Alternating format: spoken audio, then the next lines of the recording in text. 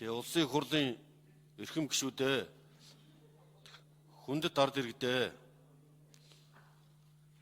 Монгол улсын их хурлын 2020 оны хаврын ээлж чуулган хуулийн хугацаанд эхэлж коронавирусын халдвар дэлхийн техник Монгол улсыг ч гэсэн эх орон ард түмнийг маань түгшээсэн ийм хүнд нөхцөл байдалд онцгой нөхцөлд захим технологи ашиглан хурлаа. Дэлхийн 213 орнд тархаж 4 сая гаруй хүнд халдварлаж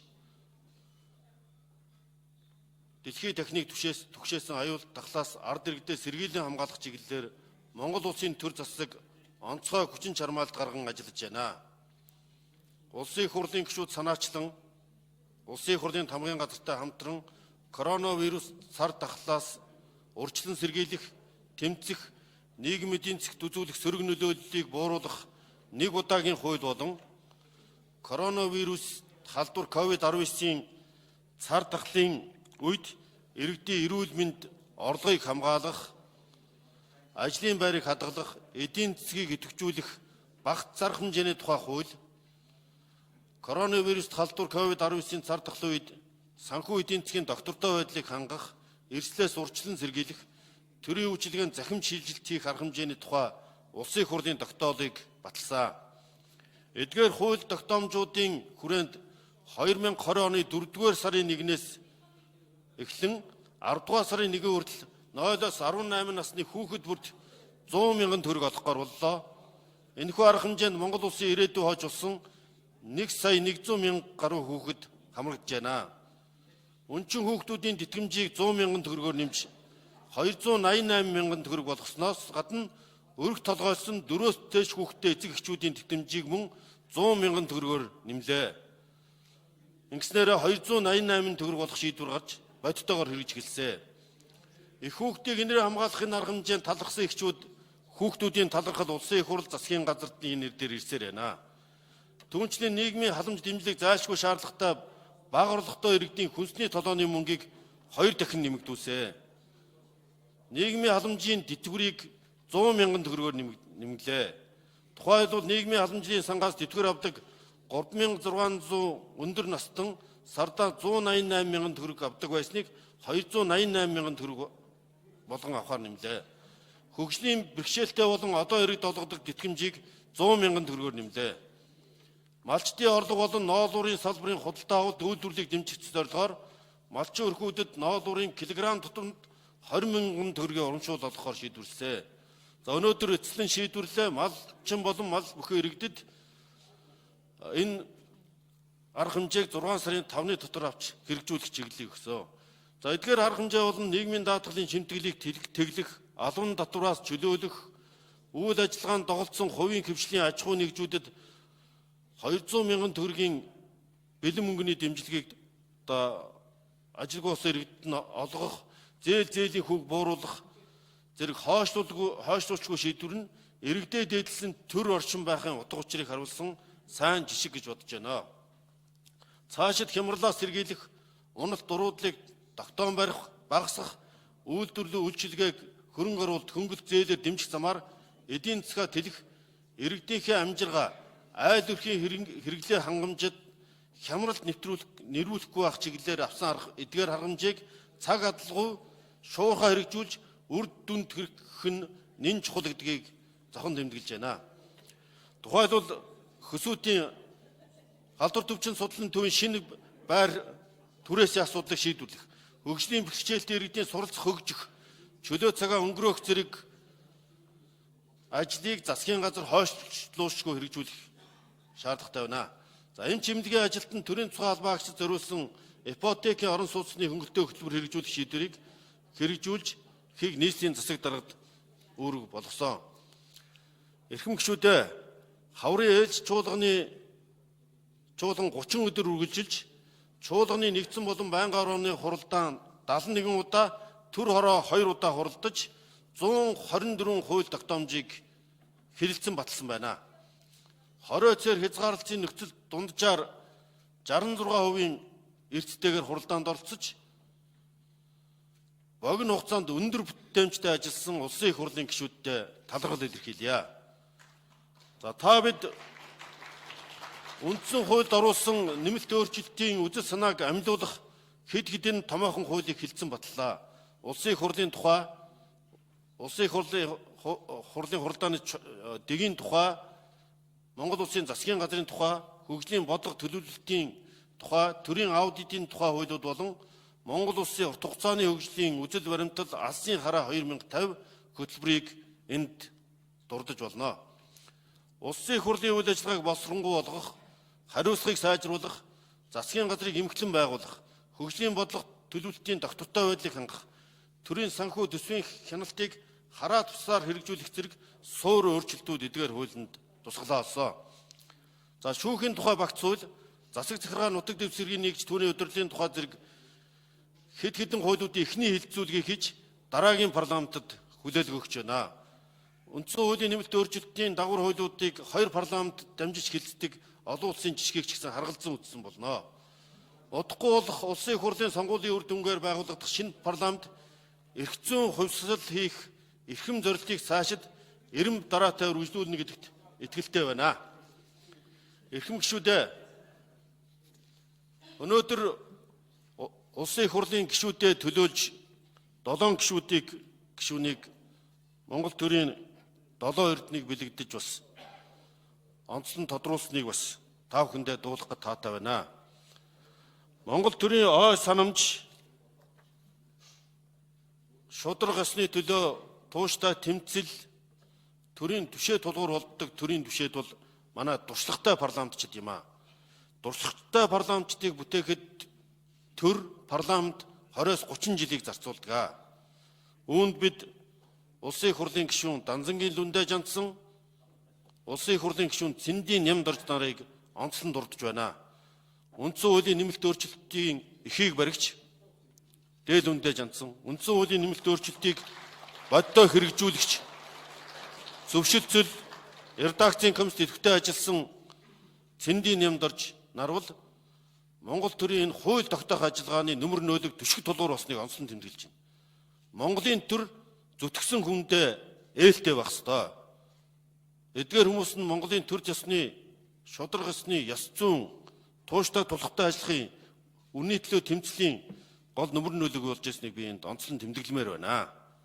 За мөн өнөөдөр COVID-19-тэй тэмцэхэд эрүүл мэндийн салбараа мандайлан ажилласан төрийн хатан эрдэнэ буюу Монголын төр асрангуй нэрэнгүй байхыг ард түмэндээ ачлалтай хэлбэрэлтэй байхын бэлэгдэл болсон хатан эрдэнэ гэж эмэгтэй гишүүдэд төлөөлж нийт эмчимлэгийн ажилтнуудыг төлөөлж саран гэрэл гишүүнийг бас 7 гишүүнийхээ онцлог гишүүнээр тодрууллаа. За мөн хууль санаачлан батлуулсан тоо, ажлын хэсэгт ажилласан эрэмб, үндсэн хуулийн нэмэлт өөрчлөлт оролцоо, зохион байгуулсан үүрэг оройлыг харгалзсан улсын их хурлын гишүүн Долон доржийн Дотгосрон, улсын их хурлын гишүүн Самдгийн төрийн байгуулалтын байнгын ороондор Самдгийн Бямцэгт нарыг Монгол төрийн мандат түшээдээр шалгаруулж бас өргөнжил тэмдгийг гардууллаа. Эдгээр гишүүд маань бас Монголын парламент дүр бүтээлтэй ажиллахад мандайлан ажилласан болохыг зохон тэмдэглэж байна. Мөн улсын их хурл олон цөөхөн тэнцвэрийн байгууллага, цөөхөн тэнцвэрийг хангаж улсын их хурлын чуулганд оролцсон эрдэс, бүтээлч, хамтын ажиллагаа, үндсэн хуулийн нэмэлт өөрчлөлт оруулсан хувь нэмэр, за дээр нь цагаатах ажлыг удирдан зохион байгуул 600 гаруй хүмүүсийн хэлмэгдлийн асуудлыг цагаатах ажлыг зохион байгуулсан улсын их хурлын гишүүн Ядам Сүрэнгийн Санж Матвийг бид бас мандат түшээгээр тодруулсан. Шилдэг залуу түшээгээр үн зөвийн төлөө тэмцэлд мандайлан оролцож, аюулгүй гадаад бодлогын байнгын хорог толгойлж, ахалж, олон асуудлуудыг шийдвэрлэхийн төлөө авилгал хийх хуултай тэмцэх нийгмийн сайн сайхны төлөөсөн олон залуу гишүүдэд төлөөлж, аюулгүй гадаад бодлогын байнгын ороондор Төмөр Баатарын аюул сайхан гишүүнийг мандаа дархан түшээгээр шилдэг залуу гишүүнээ тодруулсан болохыг та бүхэндээ дуулах гэж таатай байна. За энэ бол одоо 74 гишүүнээ төлөөсөн 7 гишүүний маань онцлол юм. Энэ 7 гишүүнээр төлөөлөөд улсын хурлд идэвхтэй чармаалтай оролцсон нийт гишүүдэд онцлон тэмдэглэж энэ парламентын түүхэнд үүсгэсэн үүргийг шинжлэлийн парламентын үүргийг нь би онцлон тэмдэглэж байгаамаа. Учир нь энэ гишүүдийн маань оролцоо бол та бүхэн гишүүн бүрийн үүрэг оролцоотой салчгүй холбоотой. Энэ тоог улсын хурлын тамгын газраас улсын хурлын чуулган байнгын хоролдоонд оролцсон оролцоо эрдэс ажлын хэсэгт ажилласан байдал эрдэс үр дүн хуулиудыг ажлын хэсэг ахалсан байдал гээд бүх шалгуур үзүүлэлтээр тогтоосон болохыг би эцэст нь тэмдэглэн хэлье. Эрхэм гишүүдээ улсын хурлын ээлжид сонгуулийн үр дүнгээр байгуулагдсан 7 дахь удаагийн парламент хууль тогтоох хянан шалах хуулиар хүлээсэн үүргээ амжилттай энхүү хэрэгжүүллээ. Өнгөрсөн 4 жилд бид ээлжид болон ээлжид бус 11 чуулган чуулж нийт 1400 шахам хууль тогтоомжийг баталсан байна. Энэ удаагийн хурал батлан гаргасан хууль тогтоомжийн тооноос гадна чанарын үзүүлэлтүүдээр өмнөх хурлуудаас бүтээлч амжилт илүү рекорд тогтоосон байна. Ийм учраас бүтээлч парламент байсан гэдгийг онцлон тэмдэглэе. Манай парламент ард түмний засаглах эрхийг хангах, шударгас хуулийн засаглал тогтоож, эрүүл нийгэм саруул ирээдүйн замыг засах томоохон өөрчлөлтүүд хийсэн шинжлэгч бүтээлч парламент болж түүхэнд үлдэнэ. 20 гаруй жил яригдаж сүүлийн 3 парламент дамжин идэвхтэй өрнөсөн Монгол улсын үндсэн хуульд нэмэлт өөрчлөлт оруулах үйл хэргийг энэ парламент та бүхний улсын хурлын гишүүд амжилттай хэрэгжүүлж чадсан.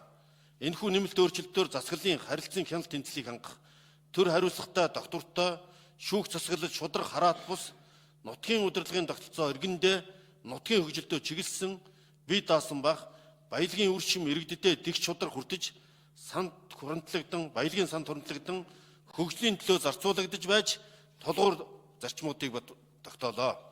Эдгээр өөрчлөлтөнд зэгцэрсэн төр эрүүл нийгэм, сайн цаг, сайхан амьдралыг Монгол их орон ард түмэнд минь авчирна гэсэн итгэл үнэмшлэр та бид хичээн зүтгэсэ. Бидний хийгээд ард олонний маань итгэл үнэмшил үрдэн болох ёстой энэ бүх ажлууд маань. Түүхэн өөрчлөлтийн түүхэн энэ үнц нь байх болно. Парламент өөрийгөө шинжлэх зорилтыг тавьж тодорхой алхмуудыг хийлээ. Хууль тогтоох үйл ажиллагаанд иргэдийн оролцоог хангаж, үндсэн хуулиар олгосон ард түмний засаглах эрхийг хангах чиглэлд бид шин жишиг тогтоосон. Зөвлөдөг санал асуулгаас эхлээд нийтийн сонсгол, нээлттэй хилцүүлэг 60 гаруй удаа зохион байгуулсан байна.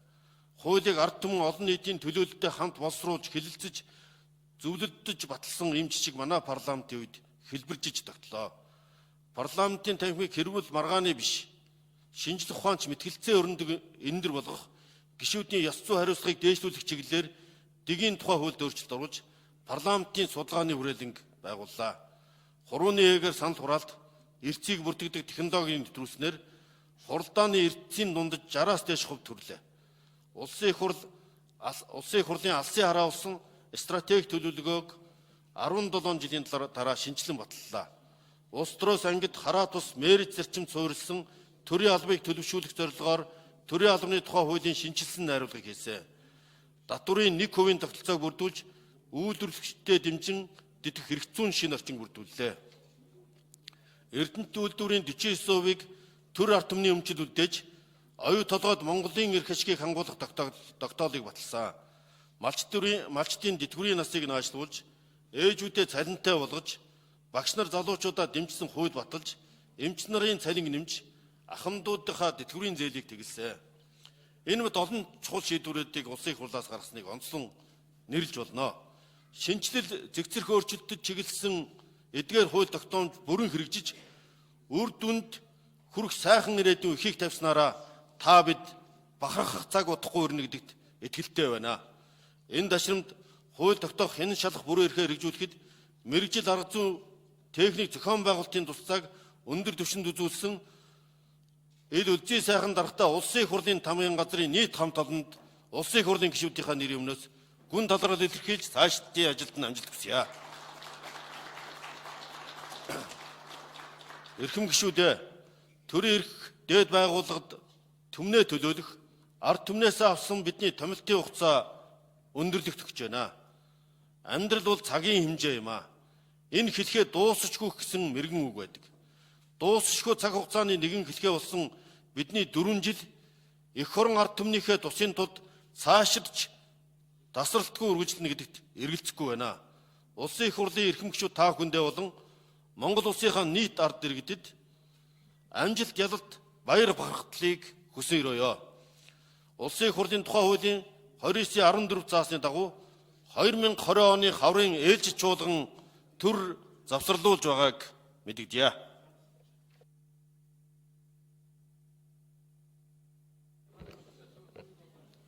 За өнөөдрийн нэгдсэн хуралдаанаар хэл зах асуудал дууслаа. Улсын их хурлын чуулган 2020 оны хаврын ээлжид чуулган завсарлсныг мэдгэж байна.